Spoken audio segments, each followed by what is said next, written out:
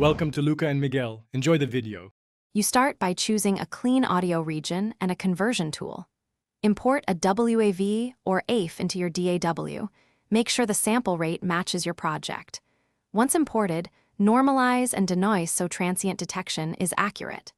Next, solo the instrument or vocal you want to convert and trim extraneous sections. Then open the Audio to MIDI feature or plugin and set the analysis mode to monophonic or polyphonic, depending on the source. This matters because algorithm choice affects pitch tracking accuracy and timing extraction. Once the tool analyzes the file, you must refine pitch and timing extraction. Increase sensitivity for quiet passages, lower it where noise creates false notes. Set pitch tolerance to prevent microtonal drift. This helps the converter snap notes to standard tuning. If the source is polyphonic, enable harmonic separation and split stems if possible, otherwise convert in stems.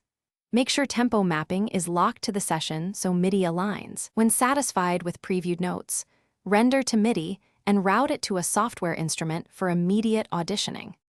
To finish, edit the generated MIDI for musical correctness.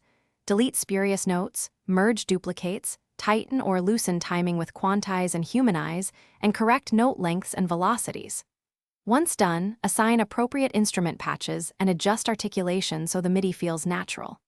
If something goes wrong, pitch jitter, missing notes, or choppy timing, re-export isolated stems, tweak sensitivity, or split polyphonic material into single instrument passes. You can also manually draw notes where conversion fails. Finally, save incremental version.